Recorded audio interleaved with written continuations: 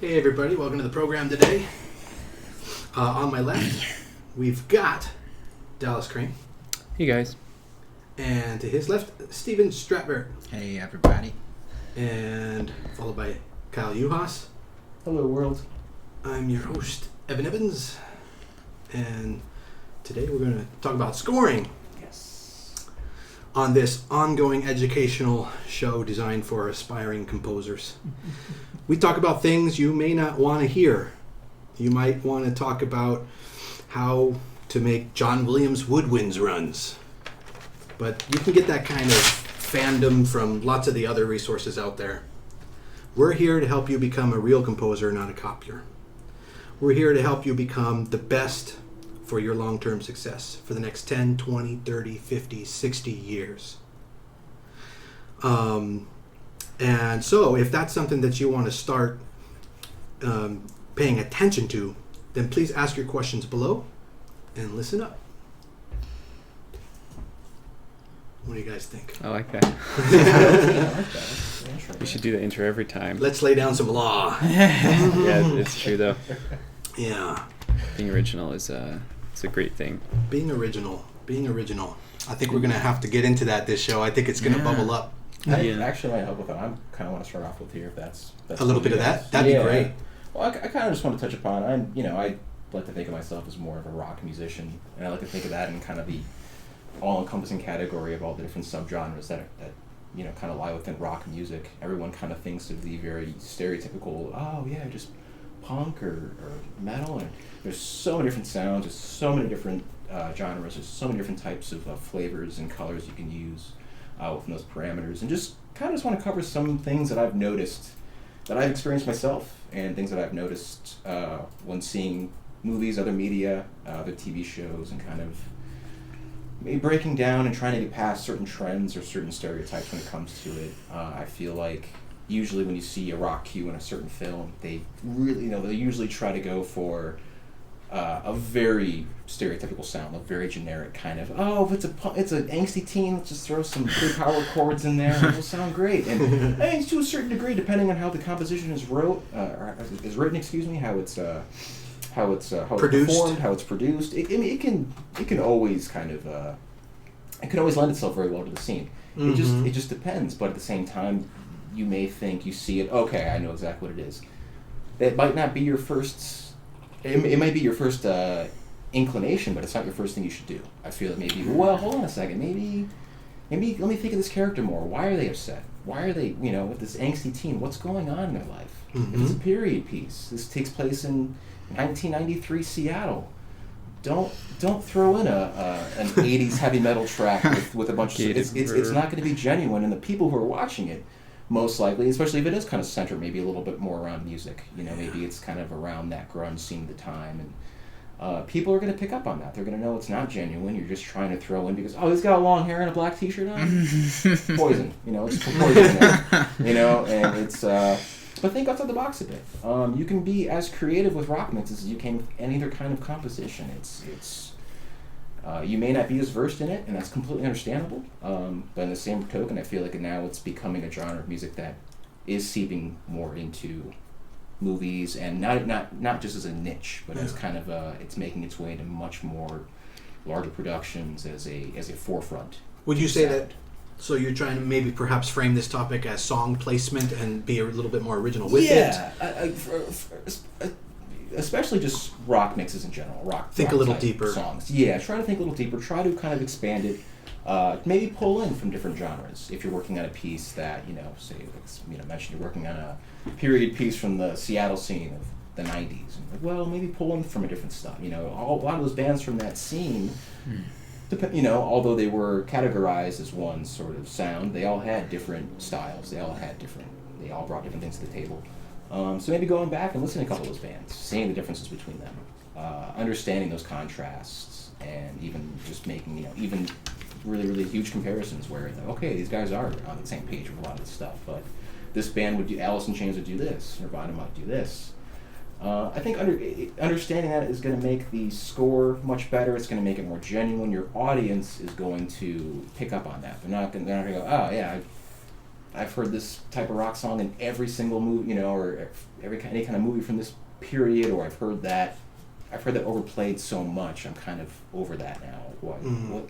There's other stuff. There's other bands out there, and I don't know if it's more where people kind of get set on, like, they think, okay, the standard for rock mixes are like Led Zeppelin and this and Pink Floyd, and it's like, yeah, it's classic rock, but I mean, nowadays it's changing. It's or like a movie like The Watchmen, where it did use some of those classic songs, but against a totally different combination. And that was a period. It took place in the 80s, so it made sense. You're like, okay, and I mean, I feel like an audience who's into that style of music will pick up on that, like, oh yeah, that makes sense. This is kind of the 80s heavy metal, kind of that heavier rock thing, and that's when it was really starting to kind of grow, and it just fits better. It drives the narrative better, in my opinion. Like I said, your audience, depending on who they are, they're going to be able to go, yep, that fits perfectly there, and I think it just lends to the scenes better, especially depending on what scene it's in. But when I think of original approaches to music, when I think of like the how to be creative and how to say something new, right? I think, especially when we're talking like genres of music like jazz and rock and stuff, you should always have at least one thing that kind of pisses off the people in the genre. Yeah, I see what you're saying. Like a rebellious thread. Yeah, well, I mean, that's really the only... I mean, they're great markers, but that's definitely a good marker to kind of start out. And, because if you're doing... Let's just take jazz, for example. Like, nobody questions that jazz will swing, right? Or jazz has a drum set and a walking bass. Like, those are decisions that have already been made and have been accepted into the genre. Right. So if you're including those aren't going to be original by default because they're already accepted, and to be accepted, it has to have already been made, right? So if you're in territory where some things may not necessarily be accepted yet, there's a lot more chances that that's going to be an original thought, something that people are still trying to figure out, right? Like, they're still trying to figure out, can this fit in the genre or not? We have not heard enough of it. We haven't explored it originally deep enough for that decision to be made, because you could look at the jazz, and I'm just talking jazz, you can look at jazz like now and what is acceptable, and jazz in the past and what was acceptable, and it's going to be different because some people at some point decided to add things that were not currently accepted, and then eventually they became accepted. So, process has to keep going. Figure out, what you like that will, make purists mad, especially, like jazz purists. What will make them feel like you're really getting under the art form, that you're being a little more, top 40s than they would like, or a little too hip hop for their taste. Or you get to the rockers and it's a little too cutesy for my kind of rock. Right, but it's then you invent like bubblegum cotton candy rock or something. Like that some of the unexplored territory will be uncomfortable, and I think that's a good measure to figure that out. I think that's smart. No, I do. I think having that something to make listeners take notice and kind of in a way maybe piss them off a little bit. I think it's smart because in your own right, at the exact same time, you are making it more of your own. You are making it more original now because you are incorporating something that isn't, used to that scene. It's not used to that genre.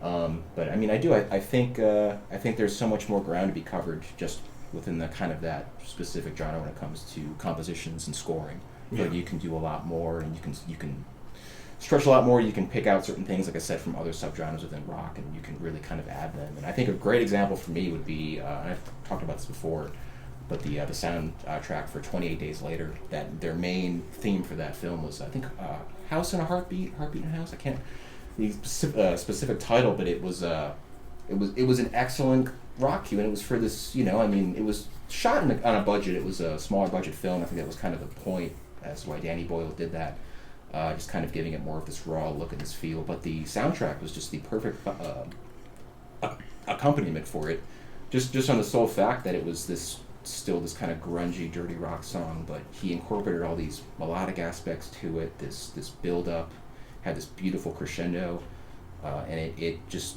for the film, it was just absolutely perfect. And he could have went for more of I need something kind of melodic and heavy and dark. Well, I'll do like an Alice in Chains kind of song, and it would have, it maybe would have fit, but I feel like he, or whoever, the composer, whoever he worked with on that, which I used to know, and I completely forgot, I apologize. but I feel like they... Are you talking about a song, or are you talking about the score? Well, a specific song, but that's 28 weeks later. 28 days later is a little different. The score was a little different, but it was kind of the main sort of theme for the whole film. The score in general was excellent. It had a lot of that as well, but a lot of more ambient industrial sort of effects as well. But that main theme, I think, just kind of encapsulated that film very well.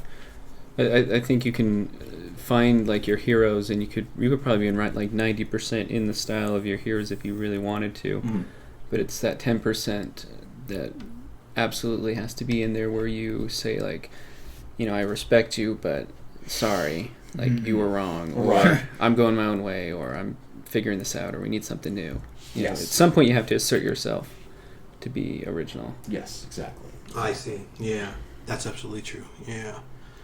I thought what was interesting, Christopher Young in the movie Ghost Rider, it was a very heavily rock, darker score, and what he did, I think he actually hired some, I forget which band it was, but he hired the actual band to play like some of the, I think he had written some, like, 'cause I don't know exactly how they worked it out. Did they write some stuff, or did he give them, but I thought that was cool, like bringing in the band that actually knows how to play the stuff, as opposed to trying to like do it yourself. It's kind of cool, You mean to write original music? And write original music with the band in mind, and cool. They come on to the score. Oh, I like that. And you could write them. Yeah, I like that. Yeah, John Massari did that with Killer Comes from Outer Space. That's true. Yeah.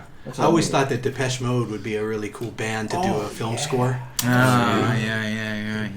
I'll have to reel them in on something. Oh, yeah. I mean, to come full circle, just don't write generic rock songs. If that's what the client wants, absolutely. But I do still think there's still room. Obviously, there's still room to be original. And sort of go, you know what? I'll give you the bare bones of it. I'll give you the blueprint, but let me work within those confines, within my own kind of palette. And as someone with experience for 25 years on over 80 movies, working with clients on providing the musical context for a moment, which will be received by the demand of an audience that conversely relates to the success of the whole project, I can assure you that it's not what the client wants, whatever he says. That it's, you guys can collaborate, and you don't really need to compromise. You guys can come to a decision together if you intelligently talk about, what are we trying to say here? And why, and how is the audience going to receive that, and what's our demographic again, and how are they really going to receive that? And so maybe we should shape it like this. This might be more optimum, and you can't argue with that. It's true. I think that's an excellent point, Evan. Is being able to converse with the director, the production team, and really push forward if they are kind of hesitant on an idea you have, really being able to communicate it well, really being able to present it properly, that's going to win you, or that's going to potentially win them over. Absolutely. It's going to win you your composition, it's going to win them over for the entire project, more confidence they're going to have in you as a composer. Talk about it, and you might be wrong, but talk about it, communicate, let's figure it out together. Absolutely. What's the optimum decision here? You can be somebody who just takes orders, and then you're not really bringing anything to the project. You're just helping fulfill some delegation that the filmmaker wanted to have supplied. Or you can actually raise to the level of being an integral creative collaborator, and that means also being wrong, but having the ability at least to open the discussion up. Exactly. Take a look at it from a couple different facets, a couple different angles, see how to create that diamond. I'm curious to think, a director brings on a composer partially because they don't know exactly 100% how the music should go. Right. Technically, like if they knew every single note, they would just write it themselves. But, they don't. And then backing up from that point, do they know even when the score is going to come in? Maybe. Do they know what style of music? Maybe. There's going to be some level of unknown in the director's vision for the music, and I think that area of unknown is a great place to start with inserting your own original concepts. Like satisfy what they do know they want, and then what they don't, you can start. And in that respect, I playing think around. it's a good idea to solicit to the producer when you're opening up these discussions, because the director is going to have this certain style and vision that he feels is his own artistry Right. that he's bringing to the table. And, hell in a handbasket, high water or whatever they say. And but the producer, you can just turn to the producer and say, but that's really creative and all. But do you think we're really going to hit the maximum audience with that, or we're going to get this message that we need to get across maximally with the people of today and tomorrow, who we're trying to make this canvas of art for, And the producer's going to, be able to rein in the director now. So now, you got to work together. So the director is going to bring a lot of preconceived ideas to the table and a certain style that they might be looking for. And there's a way to talk about it with both of them, so long as you respect everyone's ideas, yes. and you just put them all on the table, then you're going to get some kind of a copacetic resolution to whatever. Yeah, like I can see on one side, the director's fighting for this intense, impassioned version of their vision, and then on the other side, you and the producer are kind of pushing back, kind of tempering it. And if both of you do that with passion, then you get, a nice, tight, strong bond. But if either of you are kind of, tiptoeing, walking on eggshells around each other, not wanting to be too drastic or anything, then you get just weak on both sides. I've had situations. I've been through a lot. I've had situations where they're even ratting each other out, and they're using you as like a pawn. So they say like, hey, listen, I know the producer wants it like this, but so I want you to do it like this. And when you show it the first time, show it like give me a really bad one, and then the second one, show my idea, and it's gonna be like really good, But make your first idea really bad, And then the producer would be like, oh wow, it's way better. But do his idea, but really bad. Let's show that first, but do it kind of like poorly, So, oh man. And then, or it could have been the producer telling me to do that for the director, and that comes up maybe once every 20 movies, so it's a little rare. But yeah, there's a lot of 3 to 5% of the people you work with will, a lot of people believe in the project. It's their baby. It's like, I want it to go to private school. No, I want it to go to public school, Mm-hmm. I want it to go to, what do they call those? Homeschool? No, they're homeschool. I want it to be homeschooled. And the other one's like, I want it to be a charter school, And everybody cares about it. They all care about it. Or they wouldn't even care to even try and get something else going there. So... realizing that, you can probably get a lot more out of it by understanding that dynamic and kind of maybe seeing ahead. Right. Where is this going? Okay, we're going to do that, and he's going to think this, and that's going to give him this. And so what's the end result of that whole thing? So maybe, this is how we could broach that in front of them both in a way that's kind of diplomatically solving that and that. And maybe you want something too. Right. No, I feel like in a way too as well. I mean, if you can at least explain your decisions and you can have that communication, I think it builds trust. Especially if this is a first-time client, they're going to look at you and ask you, well, what do you think? Why do you think this works? Because we're all at odds here.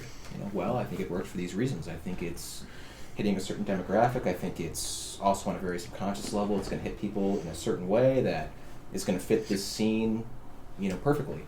And honestly, when they hear you having that confidence as to why you have a certain decision or why you have a certain mindset, they kind of, at least in my experience, my limited experience, they kind of go, okay, awesome, that's you. We have faith in you now. We have trust in you. Like I said, that builds a certain relationship. That builds obviously just trust for future projects potentially. They may come. Well, he knew what he was talking about. Let's get him. Or, especially if you are having that contrast between a director and a producer, you're having sort of those inner conflicts. Right. The saying goes, supervise until you can trust. Yes. And but sometimes they don't always have that freedom. Right. I'm thinking back to like when Sylvester Stallone hired Bill Conti on Rocky.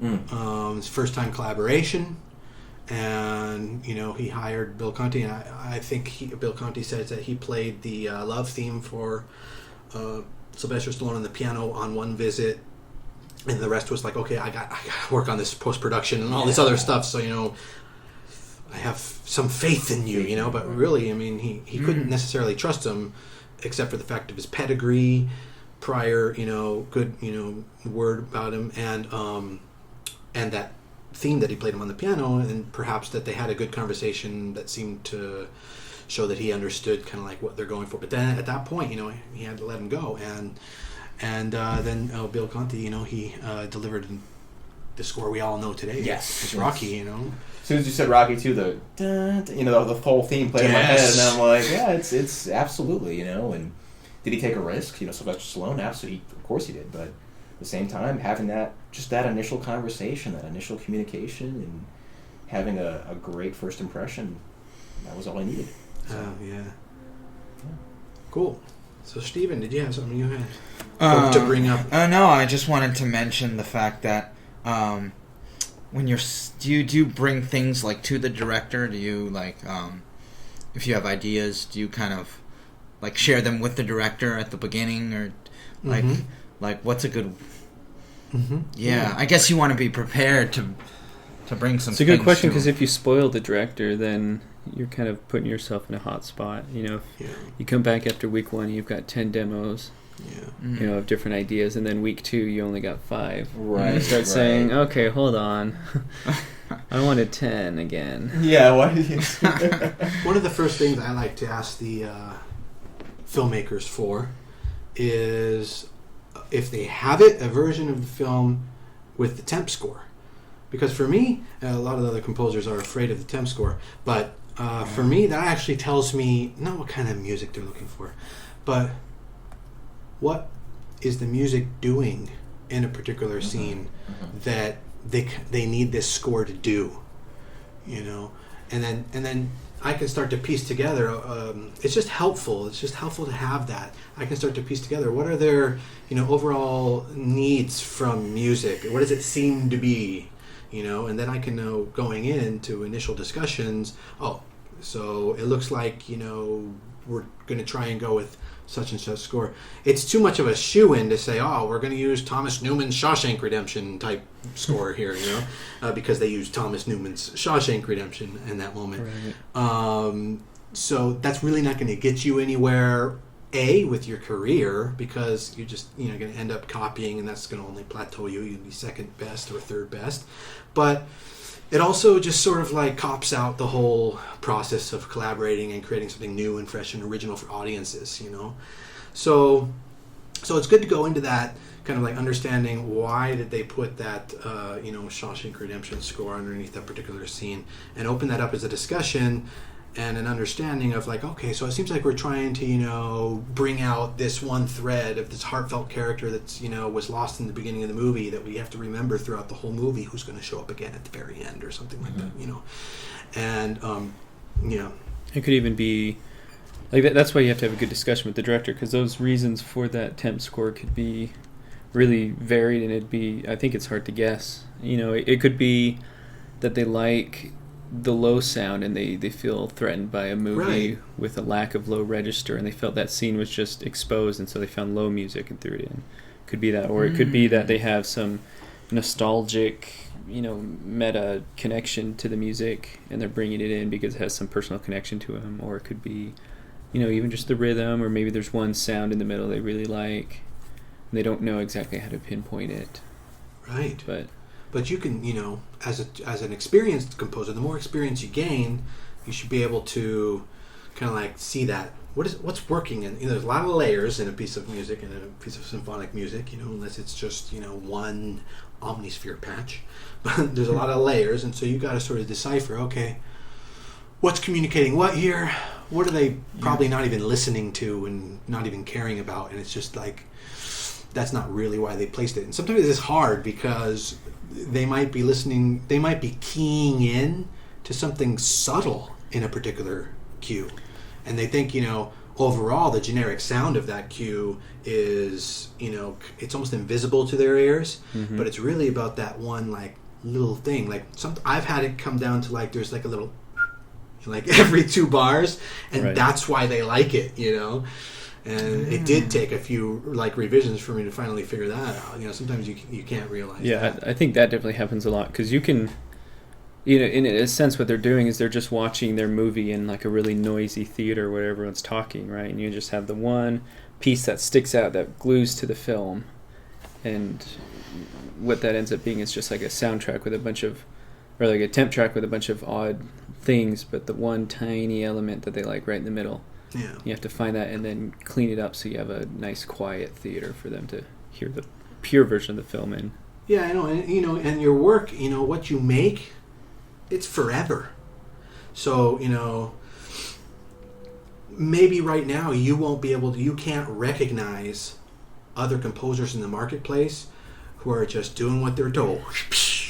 Like just supply this, and get the job done, and boom, boom, boom. And you might not be able to tell the difference between that composer and a composer who's actually having those collaborative discussions and coming to a really good consensus as to what the best decisions are for each moment. And then that allows them to bring their own artistry to the table and whatnot. You might not be at that place, but in 10 or 20 or 30 or 40 or 50 or 60 years from now, you might be at that place.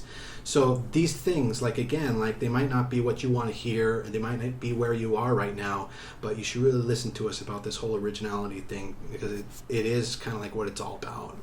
Mm. Yeah, do you think a lot of beginning composers, I'm realizing they kind of, he chose an ambient score, or they're just thinking about the actual song, or like you said, it's like there's so many things that go into it, so many things underneath that you can't just see it as he used this song, so I'm going to do that. Like, you got to think like a composer grows up in music and a filmmaker grows up in film, and so the composer is going to be looking for things that are artistic and meaningful to them, which is going to be musical decisions they think, because they've been studying it for so long, that those must be the important factors. And they're not even aware of how much they don't know about the film side and what the filmmaker is really going for, what those motivations would be. Right. Remember that one guy, Evan? He said, "I want a tonal score." Oh yeah, and then it has nothing to do with tonal. Like you mentioned it. Yeah, let's see if I can remember. Explain it. So one director said that they're looking for a tonal score. So I knew what that meant immediately. But most composers, when they hear that, they're like, "Oh, okay, like Haydn or something, with that fits within tonality, right?" I knew immediately because I'm listening to a filmmaker tell me that, not a composer, not a music person, that what they were looking for was tones, like, because he then said the next sentence, he goes, "Yeah, because it's an eerie movie." And then piecing it together, you're like, okay, so, I know what you're looking for. So you gotta go like, huh. So it's gonna be something like, what was that Kubrick movie that's the period piece? Oh, you remember. You guys don't know. Oh, I know. It's the castle thingy. Yeah, but maybe he's thinking, like The Shining, but with like that kind of music, Mm-hmm. No. When you got to really understand. You have to stop thinking in terms of music, and you have to get out of your little music box, and you have to start thinking about the bigger picture. Yes, absolutely. Literally, the silver picture, the silver screen. Yep, the actual picture. Yeah. What do you think? Like, is there a technique that people can do, like a small thing that could help them do that, like get outside of their box? Yeah, that's a good question. I mean, discussions like these are good too. Just talking about it, and that can sometimes help you see something differently. Maybe. I know there's some really good exercises for it, but I think just even before that is just being aware that if you're listening to something and you don't really know the film side, you're going to be inventing, answers, and you're going to be creating solutions and discoveries where none exist. So you first off, just be aware that you may not have the means to find the answer. So like try and figure it out, and when you realize that you can't try to figure out where do you need to go to get the answer. Like, what are you not understanding? Yes. And then learn about that. Like, I wish I could sprinkle fairy dust on anybody, and then all of a sudden, they understood how to think outside the box. Right. But it's like, just be aware you're always in a box. You're always in a box until you start to think outside the box. You can't just think bigger. You have to completely change how you think. You have to think, I don't understand what's above me. And it may affect how I do what I do. And be maybe more important than Systemically, anything and that you're already doing. Maybe more important than what I do. Yeah, I mean, like the combinatory effects of music with picture, you know, it's not a music video. It's not an opera. Even then, the music's not that important. It's a story. The story is the number one reason that people go to the movies. There's a very small amount of nerds that go to the movies for the film score, you know, and it's actually the wrong reason. That's not why you should be going to the movies. Like you know, get over that. You're in a box. So yeah, it's always something bigger out there to think about, and it's hard to tell you how to get out of that box. But you know, possibly, you know, study filmmaking. If you're a composer, study filmmaking, and you might start to understand that you're making something that's bigger than music. And in that way, you can do a lot more with it. We have some very creative things we do with music that are reliant on the film. That even if you listen to it in the soundtrack, it won't translate into the soundtrack. We do some things with music that with the film do something entirely original that neither could do alone, you know.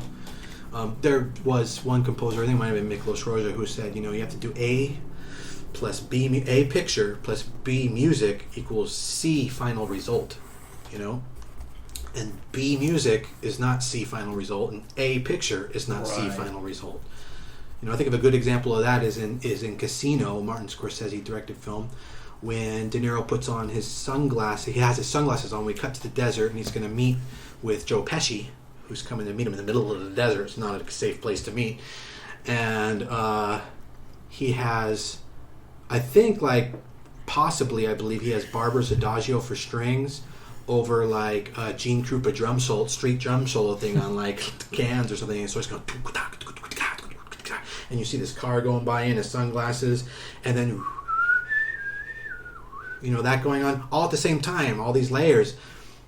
If you were to show that with just the sound of the in the distance, I mean, it doesn't communicate that there's a fury going on, which all the drums are doing. Right. And it doesn't also communicate that there's a rift between these two who used to be friends that's sad, which is the melancholy music that's playing on top of it. You know, and that's the case of Martin Scorsese, just layering like pre-existing tracks. I mean, the guy's a genius at the level of Kubrick and much higher than most composers out there. Some of these filmmakers are better composers than most of you composers, and that's the real truth. Yeah, they have that understanding of cinematic narrative, like you just mentioned. You know, understanding tension in a scene, understanding that psychological relationship between two actors, between two characters. And how they can supplement that and create that and bring that to the table with some music. Without you even realizing it. You're already feeling it. You understand that there's a tension there without even maybe you came into the movie late. You just had that scene. You're already kind of, okay, these guys, there's something here between them before. Now they're at, you know, they're at odds essentially. I don't know what happened, but I can feel this. Have you guys seen that film? Sense it, you know?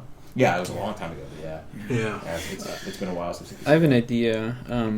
You know, if you want to investigate this, what you do is, you know, you like score a little short section of a film or something, right? And you do it as best as you can, and then you try and figure out why is this score working? What are the positive things? You know, like, oh, this works because it's got a great rhythm to it, and the rhythm works, and this works because of the, you know, long melody or something, and then go back and deliberately break one of those rules and see if it still works. Right, try and prove the contrapositive, I think is what they call it. You know, so if you think the rhythm is what is making the score so effective, get rid of the rhythm. You know, make it changes. Yeah, make a wrong choice because then if it still works, then the rhythm is not the rule, right? Or if you break the melody rule, then the melody rule is not the rule, right? Right. And that can be really fun to, you know, kind of figure out on your own without necessarily having to reach higher. And rely on other people's you could look at other either. You could also look at like other movies and think about why does that seem to work so well, right? And just think about that and dig for the why. Don't dig for the how. And they're like, oh man, that works really well. Therefore, I want to know how to orchestrate like that. You're not even going to serve. There's going to be another time where you're going to need to solve the why for another picture, and you're not going to know how to do it. You're just going to be able to supply some pre-existing style to a scene. It's going to be hollow and baseless. Okay. You see what I mean? It's like, so dig a little deeper than how to do stuff. Yeah. Yeah. Oh, I was just going to say that the how is usually secondary to the why. If you've got your why figured out, you probably won't have much trouble figuring out the how. If you have the motivation and you have the clear vision, then it just becomes a question of asking the right questions, and then, with how much information we have, it's really not a problem anymore to find those answers. Right. Even just an example, you want to learn Photoshop. You start out with why, like I want to put an alien in the picture or something. You start out with that, and then you open the program and say, okay, well, how do I get it in the scene? Okay, how do I isolate it? Okay, how do I make the colors match? You don't have to know how to do any of that. You don't have to know the how. You just know the why is where you're going, and then that why will motivate you to ask the right questions that will solve your how problems. That's smart. No, it is focusing on the whys and then kind of seeing the hows is more of just that step-by-step process. Yeah. That's very true. Yes. I can recommend a really good book on that called The Power of Why by Simon Sinek. Richard Whalen, but he really goes into Simon Sinek really goes into that book a lot on YouTubes and stuff. But it's really, it says breaking out in a competitive marketplace, and he sort of has a theory that why is at the core of everything, and then how is in the middle, and then what is kind of like what you do. It's like on the outside. What is very surface level. Okay. How is deeper, but why is the deepest, profound, most purposeful, meaningful reason. So he, like Simon Sinek, talks about that, and he talks about how like Apple computers, like they have a real good why. It's like we want to make digital devices easier for you, extend your life, extend your lifestyle. That's a why. And how? Okay, we're going to make these machines. We're going to make partnerships with Qualcomm. We're going to make iPhone devices. Blah blah blah. And then the what is like, okay, well, you push this button and and you sell the product. But at the core, it's starting there at that why level. Right. And that's how you want to approach scoring and composing. If you want a career that's going to last 50 years or more, you want to be doing something that has purpose and meaning. So you, like it says in that book, on the cover of that book, breaking out in a competitive marketplace. Right. That's going to give you an edge, a big, huge edge. People want to work with composers who are hitting the real reasons of that their movie is all about, instead of composers who are just getting the job done and taking a paycheck. Right. Same gives. I mean, even mixing it. Mixing in general, music production. You get all the raw tracks together and you're kind of looking them through, but the first thing you think of is, okay, why am I going to implement a lot of these mixing techniques I'm using for this project? Why am I going for this sound as opposed to what I just did for the previous project, which was completely different? Well, because that project was a sci-fi project that needed a lot of ambient sci-fi type textures, a lot of dark synth and stuff. This is like almost like a big band piece for a documentary. Well, I don't need any of that. So you're already cutting all that out. You're seeing the why. You're seeing that. How do I get to that? Well, using smaller reverb times and kind of creating more of a smaller space. You get that small club feel. You're seeing the big picture. You're seeing the why, and then all those hows just kind of fall into place. That's usually how when mixing. That's unless I'm throwing my head against the wall because I just can't figure something out. Depending on a certain if it's kind of a weird picture arm, or if it's a unique kind of film with a lot of different takes and a lot of different genres and influences. Sometimes you kind of, what should I do here? But that reminds me of a very good point. Ask the filmmakers, ask the producers, and ask the directors for those kinds of direction. Right. They've been living with this story and the reasonings behind it, and what to tell actors, and what to tell art directors, and set designers, and lighting guys, and costume designers. why the hell they're doing what they're doing. And some of them have been asking those questions. They have those that they've been doing it for a year or 2 or maybe 3 years now before they got to you, and you've got a month or 2 or 3 maximum to get this thing done. So you know, you don't have time to mince words. Get right to the point. Go ahead and ask those questions. They're going to have the answers. Actually, they're going to, oh, that's very interesting. And yeah, some of the people thought that, and you're very perceptive, Evan. But actually, it's this. It's it wasn't quite that. It's this. And then you're going to go, oh, okay, I see. Oh, I didn't realize that, right? Because that guy's his cousin, and this, therefore, this, that, and sometimes you just don't put it all together like they have. They already have completely put it all together. They've made the storyboards. They know what's going on. You know, in order to making a movie is expensive. In order to go into production for 11 days or 15 days at millions of dollars per day, something maybe 20, 25 days on a bigger budget film, you gotta have all that stuff planned. You already know everything. You already know what shots you're gonna make and why. Why are we going close up to his face here, or are we pulling out? I mean, you can't. It's just, you know, you're not making quality product that you're not going to get hired in the first place. Those filmmakers aren't really going to be making those kinds of movies. The filmmakers that make good movies already are really much more talented and gifted and knowledgeable and wiser than you probably give them credit for. Yes. Yeah, it's like you said, they've been sitting with this production for, could be a year, 2, 3 years. So they're versed in it. They understand all of the psychological aspects of it, obviously. Designing this whole project, I mean, kind of seeing it come to fruition, and it's very true. Yeah. So yeah, don't be afraid to go back to the source material and be like, hey, I'm seeing this as this. What are you guys seeing this as? Yeah. Oh, okay. I used to hate getting the script. You know, they'd send me the script. You know. Yeah. And I don't really read scripts. You know, I used to say I don't write music to books. Right. Yeah, it's kind of true, you know. But in a way, you do. That was just like, you know, early arrogance. Yeah. Because aren't you also going, like, you're kind of getting into their world. You're absorbing everything that they're giving you, and it shows.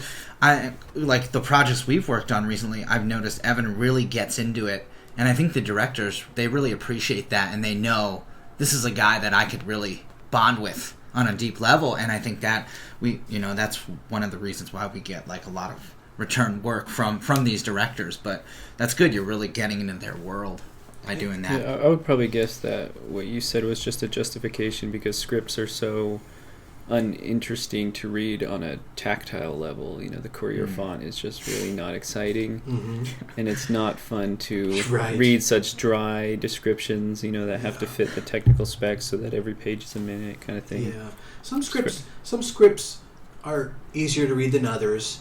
Some scripts, they have scenes that are too long and they just get really drawn out and everything, but what you can get from the scripts, and so, you know, these days I ask for the script when I can get it, and I do read it faster. You know, you're supposed to be able to read a script in real time. So if it's a 2-hour movie, it should be 120 pages, 1 page per minute of reading, so it should be a 2-hour read. However, it takes me about 3 days. I'm just too detail oriented, and I'm thinking very deeply about, you know, everything. It's hard to let it just. It's a lot to absorb, you know. You have to, like, all these characters keep track of their names. Oh, Abby is different than, you know, Alfred or whatever. It's just the names you have to keep track of. You know, those are indications, you know, and you have to take them literally, you know. And it's a lot to kind of like keep track of. You know, when you watch a movie, it's a heck of a lot easier. You know, it's like that's, you know, Tom Cruise, that's Nicole Kidman. And it's like I got them separated in my mind. But in a script, you're like, oh shoot, who was that? Sometimes I have to go back and go, oh, that wasn't her talking, that was him talking. You know, but the script is really useful in helping you find certain hidden meanings, you know, before you start the score, you know. And sometimes if you can get the script before you get the gig, that's really helpful, because then you can have a deep understanding of the movie and its story, and then you can bring some ideas that are actually legitimate ideas to the table, instead of saying, oh, it seems like Apocalypse Now meets, you know, Superman. Right. Yeah. How about you, Dallas? Not necessarily, huh? I think we've had some good discussions. I've been really just thinking about like my voice as an artist and what I can express. Okay. What is meaningful to express, and what are the different messages that I want my art to give out. So I don't know if I have any answers or we can talk about that. I don't have any answers or specific questions or anything, but that's something I'm working on as an artist.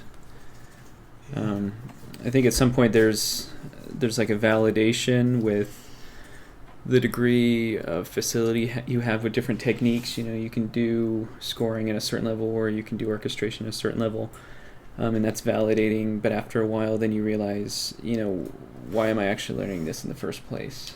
Right. What am I going to use that for? And then that becomes the next quest. Kind of the maturation phase of the artistic journey. Those are my thoughts. Okay. Well, you guys are probably all wondering, why is this table a complete... Actually, that's organized. It's not a mess. That's organized. Why is there so much... This is organized chaos. Organized chaos on this table. It's probably even hard to make out because of the exposure of the camera. Finds a way. I mean, there's probably about 2,000 pages of material here. This is the material that's going to be taught at this summer's Total Scoring Mastery educational program. If that's something you're interested in, you can go to events.filmscoring.academy/total-scoring-mastery, or you can just input events.filmscoring.mastery, or you can look up on Google Total Scoring Mastery, and it's the #1 hit. Go check it out. It's going to be a program where we teach you about 45 different master classes in a very short amount of time.